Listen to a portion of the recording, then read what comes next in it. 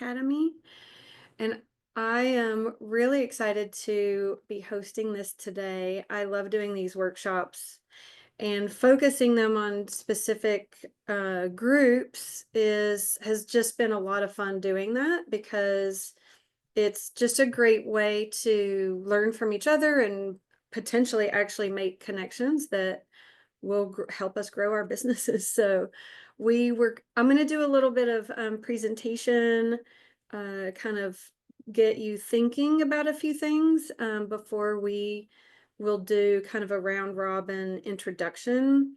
I do want to encourage you to put your contact details, whatever you want, website, email address, LinkedIn profile, Instagram, whatever you want, as few or as many as you want, put all of that in the chat, and that way people can connect with you and find you and see what your business is about and hopefully be in contact with you.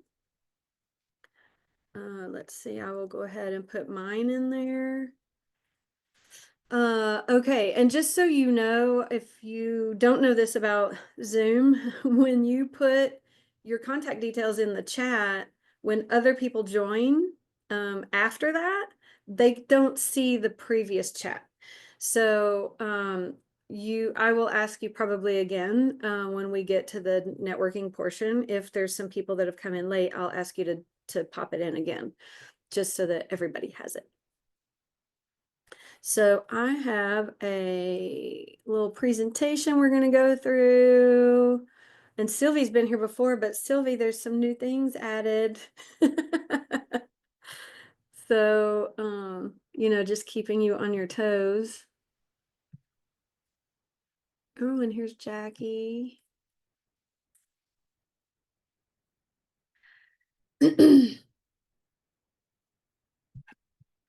Okay, hello, Jackie. Welcome, and thank you for being on camera. Nadira, Benjamin, when you all get a chance, we'd love to see y'all's faces again, too. Okay, I'm Sandy Stewart. I am the founder of Think Big and the Referral Marketing Academy, which you can find on YouTube. I should have put that link in there. But I did send everyone an email, and in the email it was a suggested little 2-minute video, and that takes you directly to my YouTube channel, so you can go find. I'm putting about a video a week up there, so I would love to have you follow me. I'll be talking lots of tips and tricks about building your business with referral relationships. So let's dig in. Okay, a quick little icebreaker. And this is just a short answer, but let us know what kind of business you're in. Everybody's here from different industries. Do feel free to put your contact details in the chat window, but also this is just a really great way of letting us know who all is here and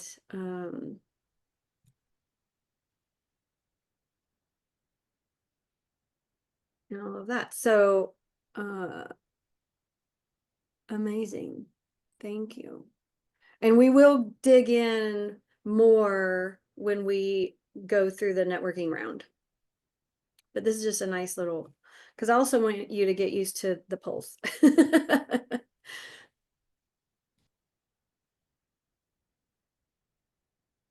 Okay.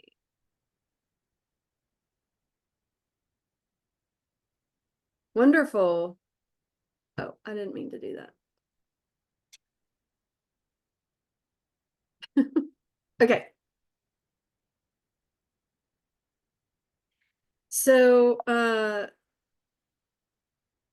next quick poll is, where do you get your clients? And this is a really good one because now it's kind of like, select, rank them. And so, just rank them in the order of like first is what you use the most, like where your clients come. So all the clients you've got historically, the clients you have today, like kind of overall, where are they coming from for you? It's a really so what we're talking about today is getting referrals from third-party relationships, which is that number 4, referrals from power partners. And you may be doing that already. And so I'd like to know that. But if you also get referrals from clients, those are not necessarily power partners. They could be, but we'll talk about that. I mean, it's a different strategy, right? If you've got a client, a really happy client, happy enough to send you a referral, that's a really great, like you're providing some great quality work and you are also giving great customer service. So they're really happy. And that's a great strategy. And we want to do some things for that. It's a very different strategy than this because getting referrals from clients is going to be a customer service strategy, right? And a delivery strategy. So referrals from power partners, this is third-party relationships, and we'll talk a little bit about that. But where you get your clients from, just understanding that historically for your own business helps you to know what is working, what you can improve on, and how this strategy might fill in some of the gaps, or actually replace some more expensive ways of getting business. So amazing. Thank you guys. Yeah, we've got quite a difference in here. I love that. Yeah, not everybody is gonna get found. I mean, walk-ins if you have a brick and mortar office or business, but internet search, like not everybody is gonna do that. Probably more product forward businesses, but yeah. Okay, wonderful. So hopefully that kind of gets you thinking a little bit. Okay, so I know everybody has done some networking. You may do very little, you may do a whole lot. You may go through, like me, go through like phases of how much I'm doing, and then like I might go a whole month and go, oh my gosh, I need to get back out there. But when you network, like what are you doing? Like who are you looking for? Who are you networking for? And I say this because a lot of people are out there networking for clients. We're getting out there and we're saying, here's who I am and what I do and why I'm great and why people love me. And here's who is a good client for me. And I'm talking to people determining if this is a potential client for me. Do they know somebody? I just met this person, but did they know somebody that could be a potential client for me? So it's like, I'm kind of throwing spaghetti on the wall to see what's going to stick. But that kind of networking means I've got to go to as many networking functions as humanly possible that I can fit into my calendar. And so it's very time intensive. What if instead you were networking for channel partners, for these power partners? It's a way more efficient way of doing it. And I'll give you a real quick tip. And when I started doing this, I would go to networking functions, and a lot of times they'll say, here's what we want you to say. Tell us your name, the name of your business, what you do, and who makes a good client. And I would say my name of business, what I do, and then I would say, I'm not looking for a client today. I'm looking for, and I'd fill in the blank of an industry that I partner with for these strategic alliances. And I would say, I'm looking for a business attorney, a CPA, like whoever it is, right? Because I'm going to have clients that need them. So if there is a CPA here or a business attorney or whoever I was looking for that day, And what I would always get is either someone is there that day or other people are coming up to me going, hang on a minute, if I'm going to connect you to my business attorney that I love, and you may be actually sending them clients, heck yeah, I'll give you their name. Right. And now if I walk away in that way of networking with only one business card, but this is one business card as a really solid potential referral partner, man, I am happy. I'm golden. And it's way less time consuming than having like 25 business cards in my pocket that I got to go follow up with, right? So, just food for thought. So when you network for your power partners, you are creating long-term equity in your business because these strategic alliances are going to be bringing you your ideal clients year after year after year for the lifetime of both of your businesses. So building the relationship now, investing in the relationship now is a business lifelong relationship. And y'all are going to grow together and you're going to get ideal pre-sold, pre-qualified clients. It's also going to create efficiency in your sales process. I mean, just what I just spoke about with networking is your follow-up game is going to go way down because you're going to be creating these relationships with folks that are going to understand not just who you are and what you do, but how you do it and what your values are and what style of customer delivery and customer service you have and what people can expect so that they know exactly when to refer you into their client and exactly what you can do for their client and like all of that. And so this means that when you do get these referrals, pre-sold means you're not having to do a lot of song and dance. You're not having to really sell them. Like these are coming in really, really strong and it's yours to lose. So the sales efficiency for the time that you're having to spend in the sales process goes way down. It's really more efficient.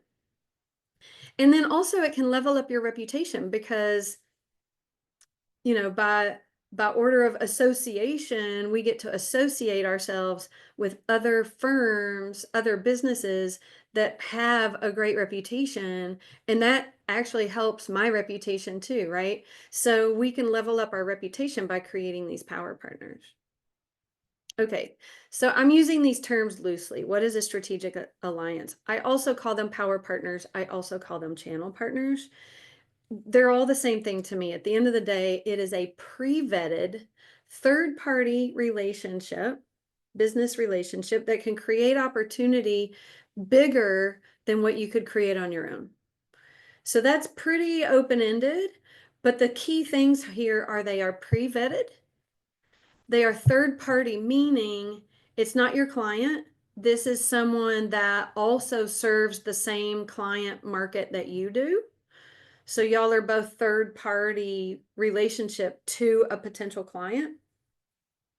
And then these opportunities are creating, or these relationships are creating opportunities that are bigger than what you could do on your own. And so this is that, 1 + 1 = 5 idea. And so I think that it's a really important because a lot of times when I talk about referral relationships, one of the things that I think people assume is I'm going to get out there and I'm just going to ask for referrals. Like, no, we're actually going to create these pre-vetted relationships. We're going to be pretty picky about who we choose to create this relationship with because we're going to deep dive, and this is who do I want to partner with for not this week, next month, but for the next 5, 10, 20 years of my business, right? So I really want to be picky about who I'm going to partner with. Okay, so I'm going to do a little exercise with you. I would like you to close your eyes for a minute, and I want you to imagine just breathe for a second. And I want you to imagine this time next year. So May 20th, 2026, in a year, you will have a full book of clients. They will be your ideal customer. They absolutely love you for what you do for them. They pay on time. They evangelize you and what you've already done for them already. These clients came to you because of just a few relationships, a few power partners who are supporting you in every way and send their best clients to you pre-sold, ready to sign. You are not worrying anymore about where your next client is going to come from. You are able to focus on the thing that you do best, which is working with your clients. And those clients, because they love you and because they're a perfect fit, they will actually refer other perfect fit clients just like them. You're going to have a lot of choice in how you grow, instead of like this kind of hustle, hard, determined, fast paced hustle and grind. You're going to actually have room to move into new markets and to hire some staff and to do more for your community. And you're just going to build a really strong foundation to take your business further and impact the future. So you will feel like you have made it. Okay, you can open your eyes. This kind of visioning work, I think, is really important. Like, we really need to understand what it is that we want to create, and really understanding what we want to develop with our referral partners, with our channel alliances, is very important to really understand what are we moving toward? What are we trying to develop here? So we want to make sure that we're ready to scale. um, understanding what is your capacity for growth, not just that starts with understanding your capacity to do business today. So could you double the amount of business today, the amount of clients today? Could you more than double? Is your room for growth, 25% more? Like, what is your room for growth for your capacity? And that's a key thing, I think, to also understand in designing this strategy. So looking at the next 12 months, I like to have kind of a rolling 12-month plan. So we're looking at what is our goal by this time next year, like if you could create even just one, honestly, but 2 to 4 alliances that could be bringing you these ideal customers that are pre-qualified, pre-sold, like you are actually working with the client. It's so different when you're working with clients that love you and appreciate you and value you and want to pay you, because they will refer others and they're fun to work with, right? So that's what we want to be creating with these relationships. And we don't need very many. My point is, we don't need very many to really create a full book of business. So why listen to me? Why am I the one telling you about all of this? Well, I grew my prior company this way. It was over $1 million business using this methodology. I added 9, it was a license model, so I added 9 offices across the US and one in Sydney, Australia, doing this. I went into markets that some of those offices were into brand new markets where we didn't know anybody. Some of them were in markets where there were some existing relationships and we just need to go true them up and kind of get them, I guess, trained up, if you will, into this way of thinking. And from all of that, I created the referral marketing mastery program. And so I teach it I have online training. I have my YouTube channel, which is free. And I'm putting new material out about weekly. And I also do these workshops. So I do a lot of events and a lot of teaching, and I love doing that. And I love helping people grow their business with relationships. So that's how we do it. And I, in my prior company as a consulting agency, teaching this was one of the ways that I helped my clients also. I also am a best-selling author. So I've had 2 books out, multi-author books. I've actually got another one coming out in this fall or late in the year. And in the book, Point Taken, Brilliant Business Advice from Women at the Top, my chapter was all about my business journey and about building this company that I'm referring to. I lost everything. I mean, I won't go into all the whole story, but I basically lost everything and I had to completely shut everything down and rebuild. And I call it full circle magic because it really is about the relationships that we create and how working together it brings it all back full circle. And I just love doing the business this way, and so I'm really happy to be sharing it with you guys. Okay, so let's dig in a little bit. What do I mean by strategic alliances and how this can go into your strategy? So I asked a minute ago on the poll is, where do you get your clients from? All the clients you have today, where did they came from? Somewhere, right? So there's 2 camps of how we all get clients. One is direct and one is indirect. So let me explain them. Direct sales or marketing, if you will, is a one-to-one relationship. It is, let's think about in its most basic form, I could be cold calling, right?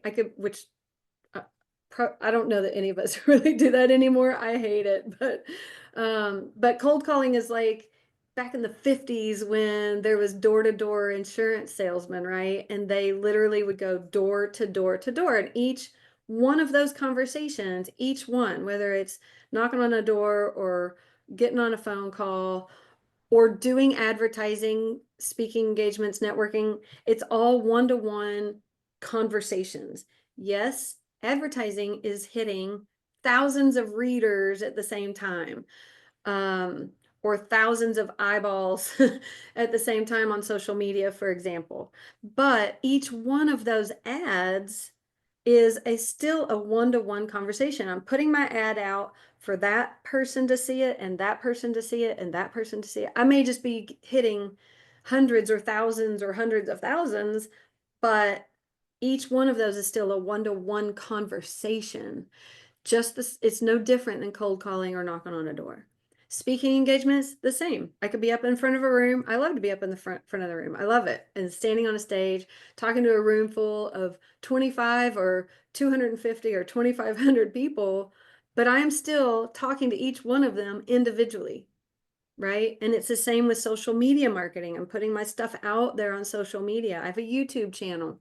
People are watching it, but each time it is still a one-to-one conversation. Now, indirect is a one-to-many. So that's the big difference between the two. So the one relationship is the power partner, the strategic alliance, the channel partner. My referral partner is the one. The many is the channel to their clients. And I'm working with them for them to understand my business well enough. I don't want them to refer me to all their clients. That is not the name of the game. I want them to understand me well enough that they feel comfortable sending me to their top client, but they're going to pre-choose who to introduce me to. If I'm happy if there's only one, if that's an ideal customer for me and it is pre-qualified and pre-sold, I'm happy. And vice versa, right? I've got clients that they probably can service. So it's the same thing.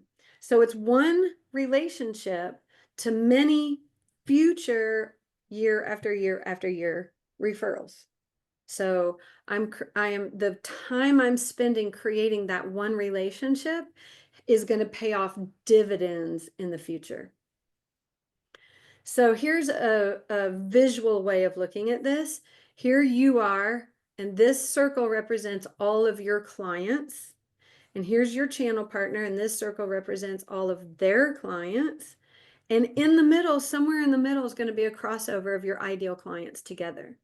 So it doesn't have to be that your entire client base is their ideal client or their entire client base is your ideal client. There will be some amount of crossover, and that's all we need for this to be a really beneficial relationship. And I say that in the sense of, like, you could be meeting with someone in the match meeting. I teach this whole process and methodologies. And in the match phase, the beginning phase, you're asking these questions to understand who are their ideal clients. And you're needing to be able to tell them who your ideal clients are, because y'all are looking for this crossover, you know. And if it's 10% of their client base, well, my next question is 10% of what? Like, how many clients do you have? Is that 10? So 10% of is one? Or is it 10% of 100 and that means 10? Or is it 10% of 1,000 and that means 100, right? So understanding we're all in different businesses and how many clients you need to have a full engine running and feeding your business on the regular. Like, how many referrals do you need every year? In my prior business, I was really happy to have like 2 to 3 to 4 maybe. Like, I was really happy, even quite frankly, with one from each of my channel partners, because I charged quite a bit, and one client, the lifetime value of one ideal client to me was worth a lot, because they loved the work that we did. They stuck around, they bought more. They I used to run I started a conference and I was running conferences, so they would come to conferences, like, and they constantly just became evangelical about our service. And so it was very helpful to stay in the relationship with them lifelong, because I got more clients out of that, right? So we don't need, the point of it is we don't need tons and tons of clients to make this worthwhile. Now, if you have some of these relationships already, one of the things I want to talk to you about is to think about the referrals that you do get from them. Just because they are sending you names doesn't mean that there's not room for improvement in that relationship. And often I find that in these relationships that we build, there's a lot of things that we're leaving on the table that we're not talking about. And so what we end up with is a relationship built on providing each other low risk referrals, because if it's from my bottom drawer, it means that I'm not, my bread and butter income is not tied to, if you mess it up and cause me to lose my client, I'm not going to go under. The high risk is top drawer. And it's a whole nother, like, if I were to ask you, each of you right now, a couple of you I know, and a few of you I don't know, but if I asked each of you right now and said, do you know me well enough to introduce me to your top, your A1 number one bread and butter client? Now, you don't know me, right? So your thought is like, ooh, that's risky. Like, what if you screw it up? What if you make me look bad? I made the introduction, like, I need you to do a great job. I want my client to be really happy, because I want my client to give me brownie points for having sent them to you. So I got to really understand what you're going to do for them and how it's going to benefit them, and will that help me to work with them better? Like, I need to know all of this stuff, right? So top drawer referrals, which is what we want to get to with these relationships, is high risk endeavor. So we aren't going to be asking for those right away. And I think what people do is unfortunately, they meet at an event somewhere and they go, oh my gosh, we could be referral partners. Let's go have a coffee. And we get all excited and we tell all here's why I'm great and why people love me. And, and they tell me all the same things. And then we're like, yeah, let's do this. And nothing really happens. Or you might get a test case, which is often going to be this bottom drawer. And so we want to avoid that. So this methodology that I'm teaching, it actually helps us to build the relationship first before any referrals are traded, so that what we are doing is we are talking top drawer. And if we have bottom drawer, we actually can say, this is not my top drawer.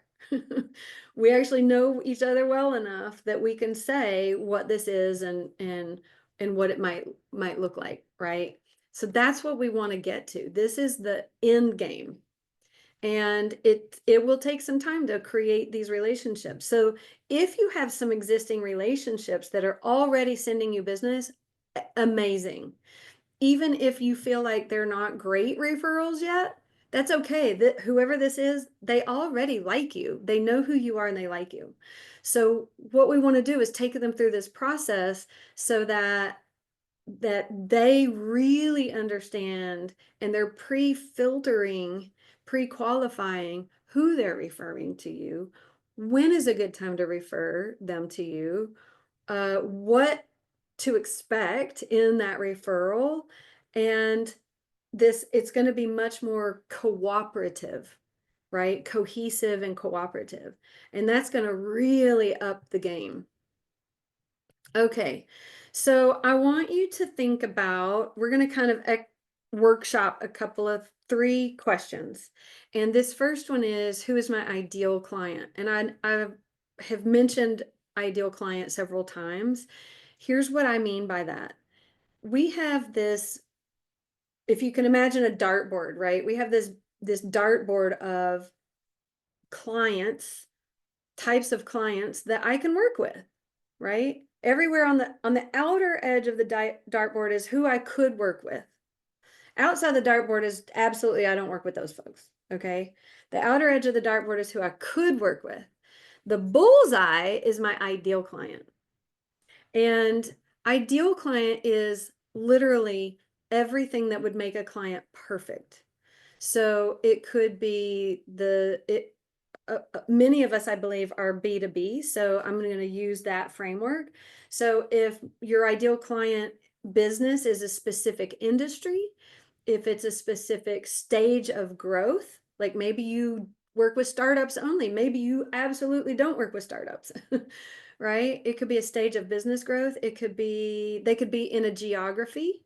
Maybe you need them to be in your local geography, or maybe you don't. Maybe you work virtually and they could be anywhere. Maybe they are of a certain age.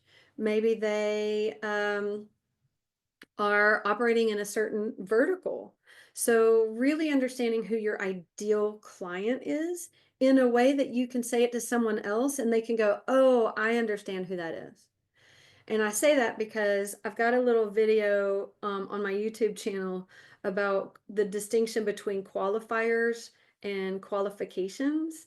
So qualifications are what we are talking about here. So geography, for example, is I need them to be operating in my home state or my hometown. Like that is black and white, they do or don't, right? Those are qualifications. They need to be in this particular industry. They are or they're not. Uh, Characteristics are more how their behaviors, their values, right? And sometimes we might not know that if we're making a referral, but I will know where they're located or what state, I might know what stage of business growth they're in, right? So those are the ideal criteria we really want to be honing so that we can introduce that to our potential channel partners, because this is all about being really efficient and cut through and getting to these conversations really, really quickly. So honing your ideal client qualifications, the black and white yes or no things, that's what we want to be really clear on. So I want you to think about that and make some notes. Who is your ideal client? And if you only have 1 or 2 or 3, that's okay. Fewer, more decisive bullet points are going to be actually more helpful. So thinking about your ideal client, I now want you to think about 3 things that ideal client needs. Now, this could be your ideal client could be somebody you don't have yet. or it could be somebody you are already working with, right? But what are the needs that they have outside of what you deliver for them? So if I think about my clients, right, that I work with, so for larger businesses, I go in and teach this methodology to their sales team. So they need to have a sales team. They need to be big enough.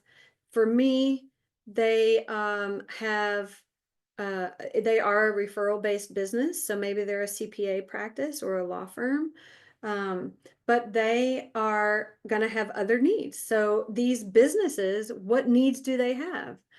They will have their own business attorney. They probably, depending on what size they are, they may have an HR consultant. They may have an IT consultant. Um, they may have an outsourced bookkeeper. Like they may have outsourced marketing. So who are the industries that serve my client with products or services that I don't provide? So if we can just come up with 3 of them today, that would be really useful. So write down your 3. We're going to use these in our networking. So your ideal client criteria, 1 or 2 or 3 bullet points, 3 things that your ideal clients need that you don't provide for them. And then that will already define 3 industries that can provide these needs to my clients. And those may be kind of answering the same thing. But what we want is to be able to say when we're doing our round of networking here is you're going to say your name, you're going to say your business and what you do, but you're also going to say who your ideal client is, and you're going to say what 3 industries you could potentially partner with. A, because you might find them here today. Wouldn't that be amazing? But B, because everyone here today knows people.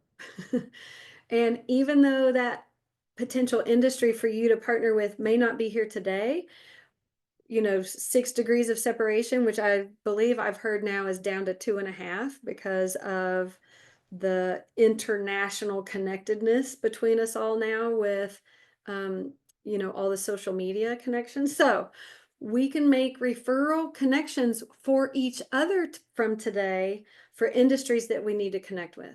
So you're going to be able to ask for which industries you want to work with and who you can connect with, because what I want you to end up with, whether they're here today or not, is some folks that you're going to go and talk to as a potential channel partner.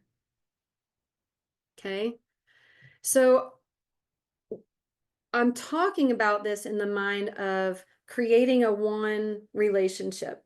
I am creating a relationship with a channel partner, but I kind of want to blow this up into a bigger 3-dimensional idea is, yes, you will create a channel partner, but you will also create multiple channel partners.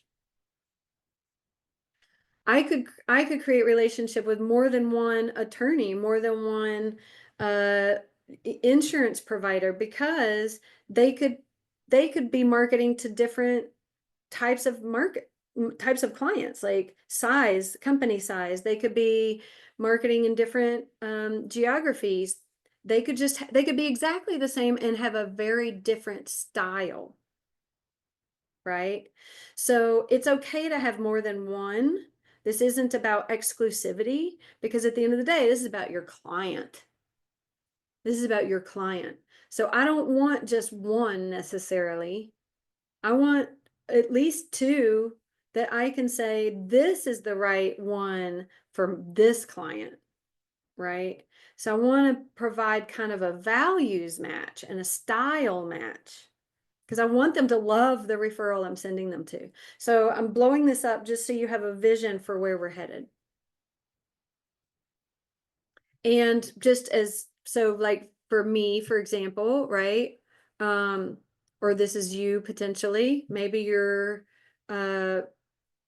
industries are these: 401k specialists, insurance, CPA, mergers and acquisitions like M&A, business brokerage. And what you'll do is you're going to pick 1 or 2 to kind of start with. Okay, so we are going to do this. We are going to if you are not on camera, we would love to see you. Not everyone is required, but I would highly recommend taking the opportunity to introduce yourself. And this is what I want you to do is you're going to give your name, tell us what you do, tell us your 1, 2, or 3 ideal client bullet points, and tell us what industries could uh, provide something for your client's needs. So I'm not going to call on you, but I would like you to tell me who wants to go first. You can just start.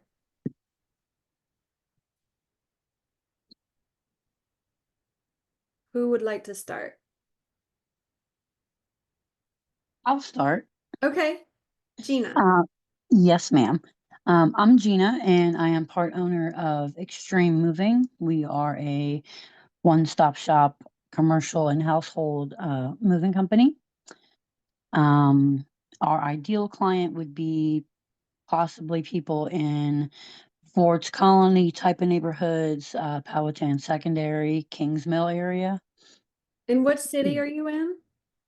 We are located in the Williamsburg, Newport News area in Okay. Virginia. Okay. And 3 industries could be home repair, painters, and interior designer. Amazing. But they need to be in your location too. Yeah, they could be in like Toano, Williamsburg, Newport News, anywhere kind of close by. Okay. Perfect. Well done. Thank you. Yeah. And are those industries, they potentially could refer business to you, their customers to you? Yes, Yeah. And you could see a way that you could refer your customers to them also. absolutely. Okay, perfect. I love that. Well done. Thank you, Gina, for kicking us off. No problem. Who would like to go next?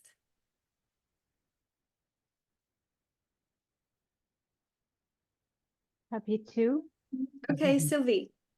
Yes, so hi, my name is Sylvie Guillon. I'm based in Austin, Texas, and I am a sustainability consultant, more acting as a fractional CSO, so helping company to get started on their sustainability journey and get organized.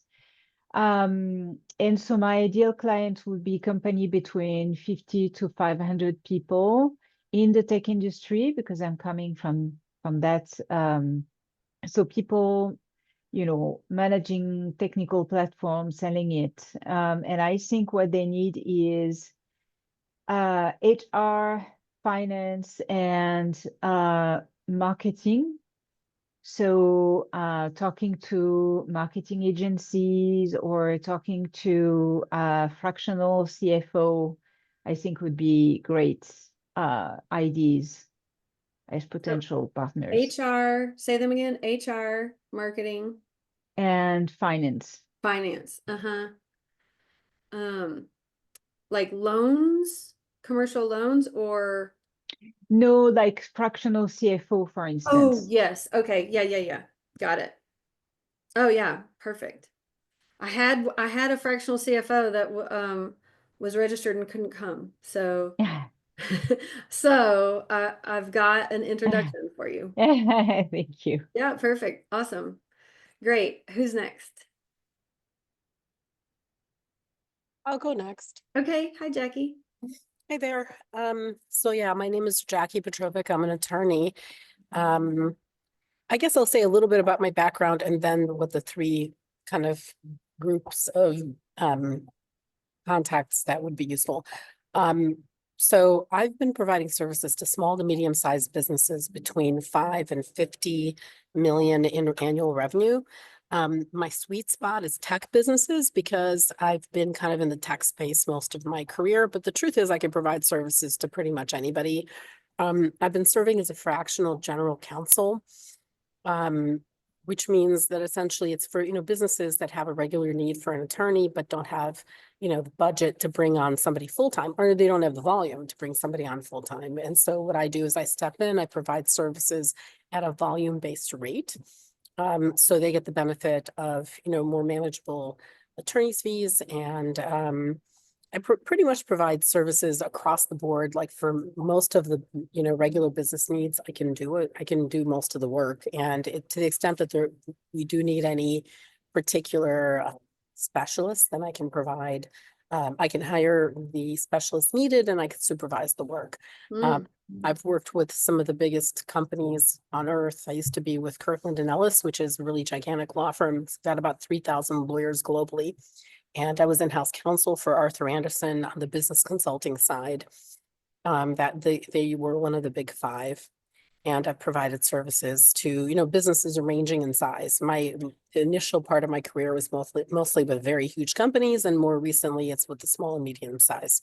So, in terms of the categories of people that, would be good channel partners for me, I mean, I'm thinking fractional CFO, fractional HR, and maybe some, marketing service.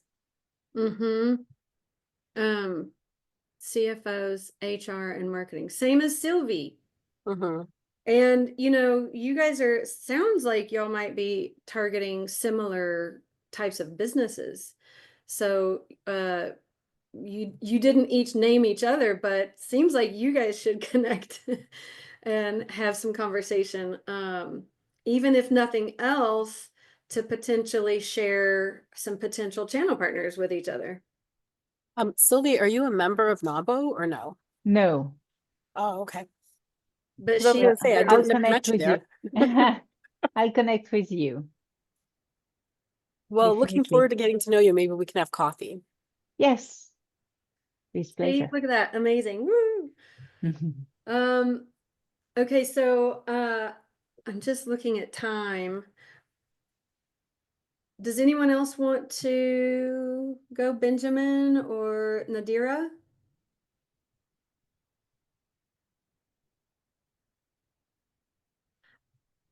Okay, well, I'm going to keep going. And if either of you would like to tell us about you, we would love to hear it. So just holler and let me know. So I talked a second ago about the lifetime value of an ideal client. I think this is something from a strategic standpoint to really understand not just what could I sell my client today and what could that look like, but really understanding your ideal customer. Like they can hire you again, they can bring you back on, they can do more with you over the years, they can bring other potential clients to you, right? And so the lifetime value of a client, I don't think that we always think about that from a standpoint of really knowing what we're going after. So I think doing an exercise of calculating for you, for your business, what is the lifetime value of your ideal client? And if they are bringing other ideal clients to you as referrals, then guess what? That number automatically, that dollar amount is automatically exponential. Because each one of them could be bringing you other ideal clients. Hey, Sandy, I just wanted to mention that Nadira provided information on the chat. I just wanted to tell thank you you that. so much. Yeah, yes. And that goes for everyone. If you haven't had a chance to put all your details in there, please do that. Okay, so a quick key learnings poll. So what's one thing that you're taking away from today? And I always kind of preface key learnings. This is one of my things is key learnings, but it's not what did I teach you, but what is a new perspective that you have now? Or what is something that you now have a new awareness about your own business or about your own strategy, like something you've learned about yourself? Because I think really solidifying some key learnings out of everything that you just spent some time here with me today and with us, and getting really clear about what you've learned out of that is really helpful for you to take that learning into your business, into the rest of your day and the rest of your week and the rest of your month. So really being clear about your key learnings is really beneficial. So I want to talk about, I'm hosting a 2.5 hour fully loaded virtual workshop with live networking. This one is going to be, there's a very small fee. I'm giving, it's $125. I'm giving $50 off for the first 10, and I'll give you the code here in a second.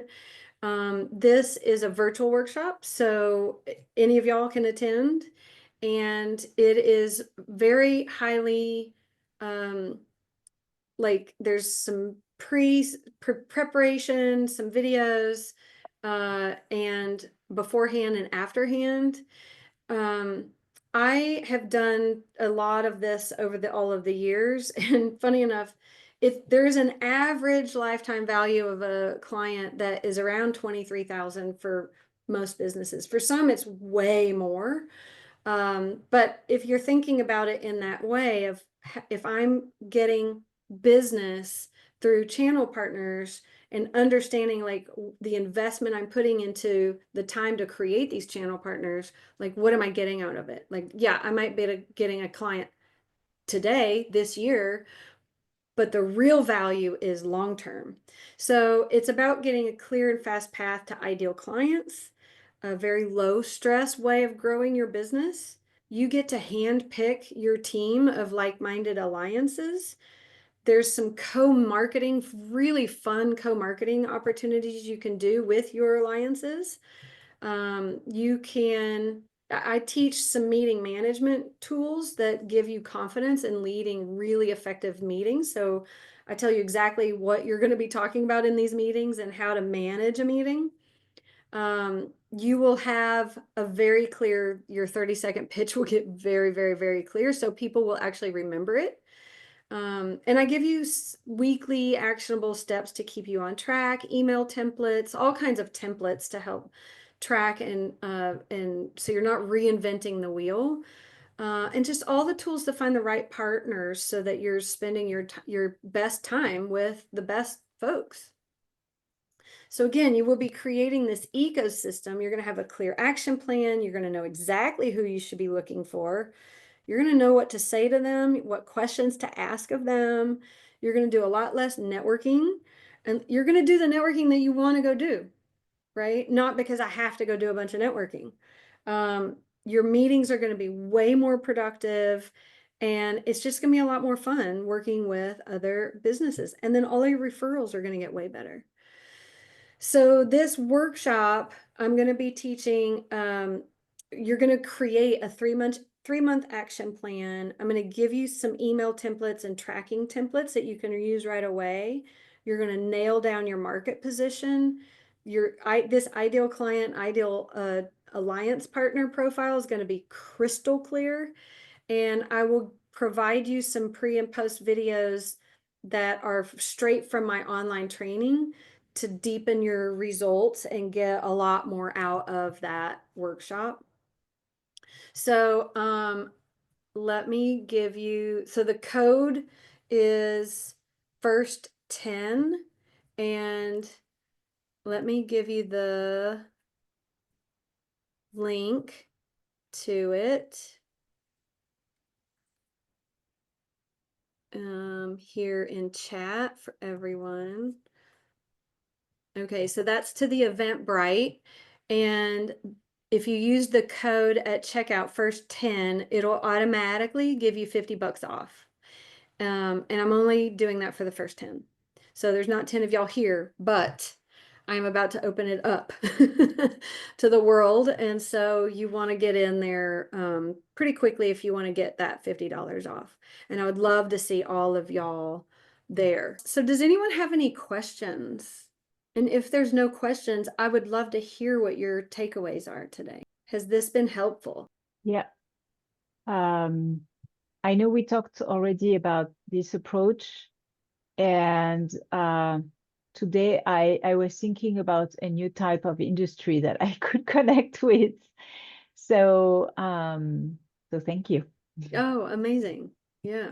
You know what, honestly, Sandy, for me, A lot of it is stuff I already knew, but I'm not necessarily doing it. And so, the importance of action and kind of holding yourself accountable and, getting outside of your comfort zone. Yep. Yeah, are my biggest issues. Yeah. And I think that's true. A lot of us in referral-based businesses, like we've had to we've had to figure this out like from day one, right?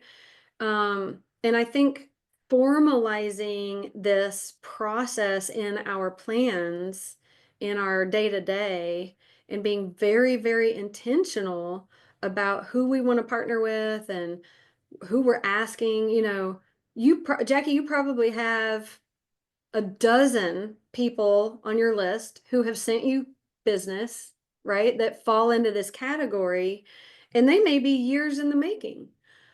But some of this conversation of really formalizing this with more intention, a lot of times doesn't happen. I've gone in and taught this to CPAs who are the same thing, right? They have to know how to go out and get referrals. Otherwise, you're not going to get any business. But going to these sometimes 3, 5, 10-year relationships that are already existing, like, well, they already know me. And I'm like, yeah, but this is an opportunity to really up the game, not just for you, but for them too, right? Because a lot of times we know each other so well, we forget to go back and go, hey, retell me about your business. Like, what has shifted, and having the ideal client conversation with them. Many of them don't do that. And I've actually gone with like out in the field with my clients on these meetings, even with referral partners that they've had for years. And they're like, there's nothing that can be better. And I'm like, take me with you. And I've gone to these meetings with them, and it is like, it blows it up for them and for their referral partner. And then the referral partner is going, whoa, I don't do it this way. Like, I don't do it this intentionally. And there's so much more, like, we're leaving so much on the table with each other. Like, there's so much more we could be doing. So I think that there's just a lot of opportunity for all of us, right? To always be improving these relationships and just getting a lot more out of them for us, but also for them. Right? Yeah, I love that. And Nadira says, I always thought quantity is better. Ooh, eye-opening. I just hope I can apply it here because the market is quiet and small. Yeah, or quiet and small and crowded. Yeah. Well, thank you guys. I know we've just run over time, and I appreciate you all being here. You have my contact details, so please reach out to me. I would love to hear from you. And thanks for joining.